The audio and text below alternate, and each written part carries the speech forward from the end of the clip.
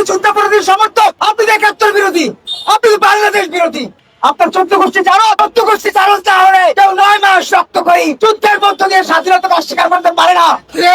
সাধারণ দেখেছেন না, সেখানকার নিজেরা ককটেল ফুটিয়েছে। তো বুদ্ধিমান আবু সাইদ পরে কিন্তু নাহিদ পরে না, হান্নান গুলি খায় না কিন্তু ইয়ামিন গুলি খেয়ে এপিসি থেকে পড়ে যায়।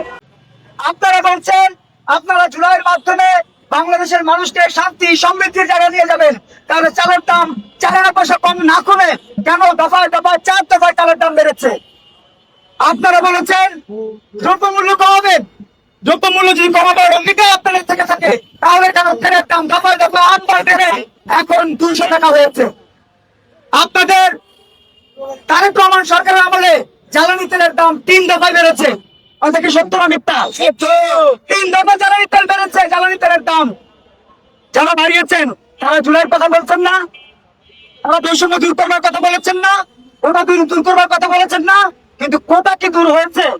কোটায় আপনারা বিভিন্ন জায়গায় ডিসি উৎপাদন করছেন, ডিসি স্থানান্তর করছেন, পদায়ন করছেন সচিবকে। যুগ্ম সচিব পদে এসেছে যারা এলো প্রায় ১.৫ শতাধিক যুগ্ম সচিব হয়েছে এনসিপি নেতাদের রিকমেন্ডে। অনেকে বৈষম্য থাকলো না, দূর হলো থাকলো।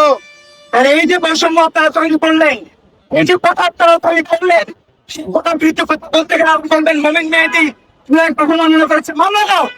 আরে ভাই কিসের মামলা দেন? কার বিরুদ্ধে মামলা দেন? আপনি কে? আপনি তো যুদ্ধাপরাধীর সমর্থক, আপনি তো ৭১ বিরোধী, আপনি তো বাংলাদেশ বিরোধী। যেখানে আপনি বাংলাদেশটাই চান না সেখানে আপনি এসেছেন জুলাই বিরোধী, জুলাই অবমাননা, এই অভিযোগে আমার বিরুদ্ধে মামলা করতো। ভাই আপনি তো ভুইপোর, আপনার ১৪ গোষ্ঠী জানত,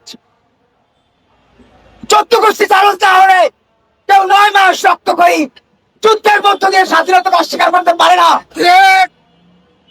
কেউ আমার মুক্তিযুদ্ধকে অস্বীকার করতে পারে না যদি না তার বাপদাদা ১৪ গোষ্ঠী জারজ না হয়। আজকে কথার কথা আপনারা গ্রাফিক্স ভায়োলেন্স ছড়ান ফেসবুকে, ইউটিউবে, বিভিন্ন সামাজিক যোগাযোগ মাধ্যমে। এই যে গ্রাফিক্স ভায়োলেন্স ছড়াচ্ছেন, একজন মায়ের কাপড় উঠিয়ে ফেলছেন, কাপড় উঠিয়ে আরেকজনের ছবি লাগিয়ে আপনারা ফেসবুকে ছেড়ে দিচ্ছেন। এটা কি আপনাকে ধর্ম সমর্থন করে? না।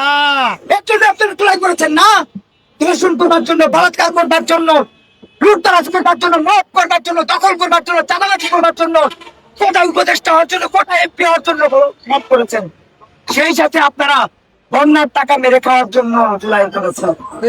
প্রিয় বন্ধুরা আমার, এবার কিন্তু তাদের টাকার কেউ সারা দেয়নি, তাদের টাকার কেউ সারা দেয় না। সাধারণ দেখেছেন না, ১২৫ জন ছিল, ১২৫ বা ১০০ জনের মতো ছিল। সেখানকার নিজেরা ককটেল ফুটিয়েছে, অডিয়েন্স নিজেদের গায়ে ককটেল মারে না।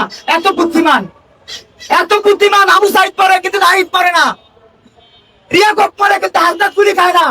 এত বুদ্ধিমান, এত বুদ্ধিমান হান্নান গুলি খায় না কিন্তু ইয়ামিন গুলি খেয়ে এপিসি থেকে পড়ে যায়।